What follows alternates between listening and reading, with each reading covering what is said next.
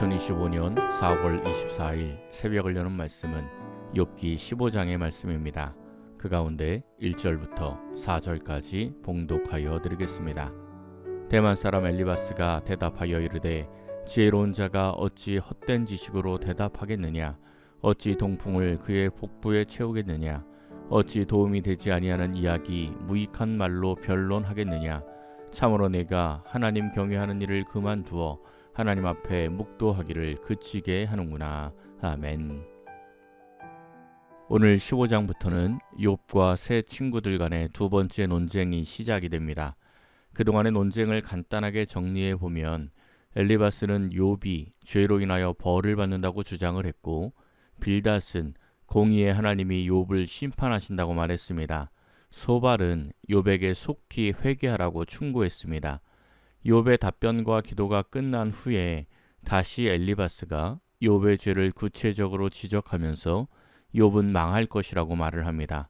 세 친구들의 주장의 공통점은 욥이 당하는 고난이 분명한 이유, 까닭이 있다는 것입니다. 욥의 답변은 자기가 당하는 고난에는 이유가 없다는 것입니다. 욥이 당하는 고난은 사람의 입장에서 생각해 볼 때 정말 까닭 없는 고난입니다. 그런데 하나님께서는 까닭 없는 고난을 통하여 까닭 없는 은혜를 가르치십니다. 욥의 친구들은 그것을 모르기에 계속 까닭에 집중하고 있는 것입니다. 1절부터 3절입니다.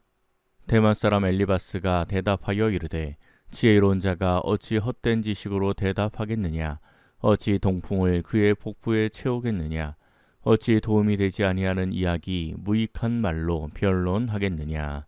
아멘. 엘리바스는 욥을 두 번째로 공격하면서 하는 말이 지혜로운 자가 어찌 헛된 지식으로 대답하겠느냐고 말을 합니다.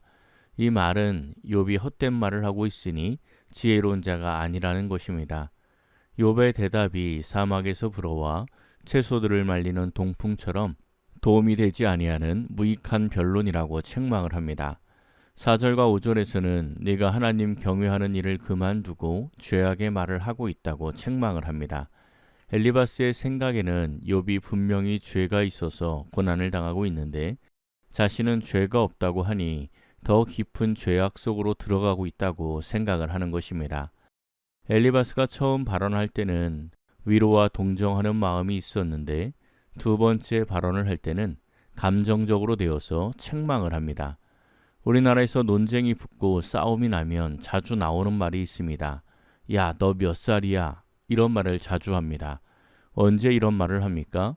논리에 밀려서 감정이 상하면 이런 말을 합니다. 지금 엘리바스도 감정이 상해서 이와 비슷한 표현을 하고 있습니다. 7절입니다.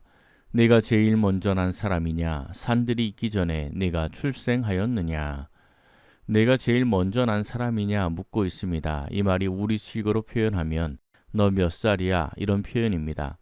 10절에도 보면 우리 가운데는 머리 흰 사람도 있고 연로한 사람도 있고 내 아버지보다 나이 많은 사람도 있다고 말을 합니다. 욥을 향해서 나이도 어린 것이 어른들이 말하면 잘 듣고 반성할 것이지 어디서 말대꾸를 하고 있느냐 이런 말을 하고 있는 것입니다. 11절에서 13절입니다. 하나님의 위로와 은밀하게 하시는 말씀이 내게 작은 것이냐? 어찌하여 내 마음에 불만스러워하며 내 눈을 번뜩거리며 내 영이 하나님께 분노를 터뜨리며 내 입을 놀리느냐? 엘리바스는 첫 번째 변론에서 자신이 응답을 받았다는 말을 했었는데 지금 그 말을 하고 있는 것입니다. 내가 응답받은 하나님의 말씀, 그 위로와 은밀하게 주시는 말씀이 내게 작은 것이냐? 어디서 눈을 그렇게 뜨고 말을 버릇없이 하고 있느냐? 이렇게 말하는 것입니다. 우아하게 번역이 되어 있는데 한마디로 말하면 어린 게 건방지다는 말입니다. 17절과 18절입니다. 내가 내게 보이리니 내게서 들으라. 내가 본 것을 설명하리라. 이는 곧 지혜로운 자들이 전하여 준 것이니 그들의 조상에게서 숨기지 아니하였느니라. 아멘. 17절부터 보면 엘리바스는 내가 다시 설명할 테니 잘 들으라고 말을 합니다. 이런 지혜는 아무나 아는 게 아닌데 나는 지혜로운 사람들에게서 배워서 알고 있으니 특별히 너에게 말해주겠다라는 것입니다. 20절에서 22절입니다. 그 말에 이르기를 악인은 그의 일평생의 고통을 당하며 포악자의 횟수는 정해졌으므로 그의 귀에는 무서운 소리가 들리고 그가 평안할 때에 멸망시키는 자가 그에게 이르리니 그가 어두운 데서 나오기를 바라지 못하고 칼날이 숨어서 기다리느니라. 아멘. 엘리바스가 알고 있는 지혜는 악인은 일평생에 고통을 당한다는 것입니다. 이어지는 말씀들은 악인이 당하는 고통에 대한 말씀입니다. 그러니 네가 이런 재앙을 만난 것은 너의 죄로 인한 것이라는 말을 다시 반복하고 있습니다.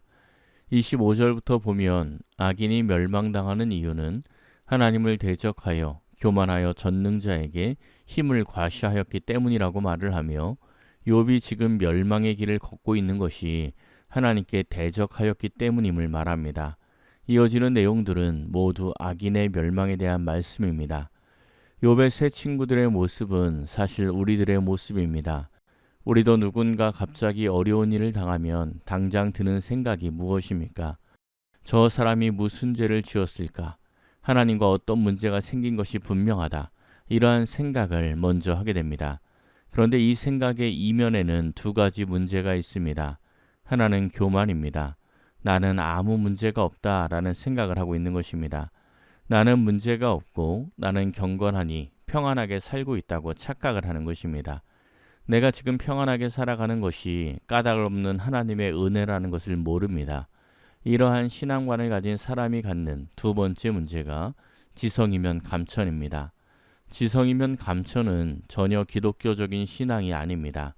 샤머니즘적 신앙의 중심이 치성인데 그걸 길게 풀면 지성이면 감천입니다. 내 정성으로 하나님의 은혜를 받는다고 생각을 하면 하나님께서 값없이 주시는 은혜의 십자가가 설 자리가 없습니다.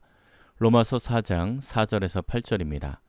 일하는 자에게는 그 삭시 은혜로 여겨지지 아니하고 보수로 여겨지거니와 일을 아니할지라도 경건하지 아니한 자를 의롭다 하시는 이를 믿는 자에게는 그의 믿음을 의로 여기시나니 일한 것이 없이 하나님께 의로 여기심을 받는 사람의 복에 대하여 다윗이 말한 바 불법이 사함을 받고 죄가 가리워짐을 받는 사람들은 복이 있고 주께서 그 죄를 인정하지 아니하실 사람은 복이 있도다 함과 같으니라. 아멘. 욥의 세 친구들의 주장에는 이러한 은혜가 없습니다. 자기들의 경건으로 하나님께 마땅히 받을 바 삭슬 받아 살아간다고 생각하고 있습니다. 우리가 이 생각에서 벗어나지 못하면 하나님의 참된 은혜를 맛볼 수가 없습니다. 이 새벽 기도하는 성도님들은 하나님께서 주시는 복과 은혜를 내 수고와 헌신의 삭스로 여기는 것이 아니라 온전히 하나님께서 주시는 까닭 없는 은혜임을 발견하시기를 예수님의 이름으로 간절히 축원합니다. 기도하겠습니다. 사랑의 하나님, 오늘도 기도할 수 있게 하시니 감사드립니다. 우리 안에 욥의 친구들과 같은 교만이 있다면 이제 속히 내려놓게 하옵소서.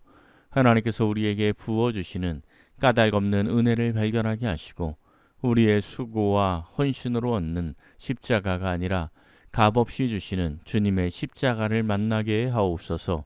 새벽마다 기도하는 성도들을 축복하사 하나님과 동행하며 날마다 평안한 길을 걷게 하옵소서. 모든 것을 감사드리며 우리 주 예수 그리스도의 이름으로 기도하옵나이다. 아멘. 오늘 말씀을 생각하고 하루를 결단하며 깊은 기도의 자리로 나아가겠습니다.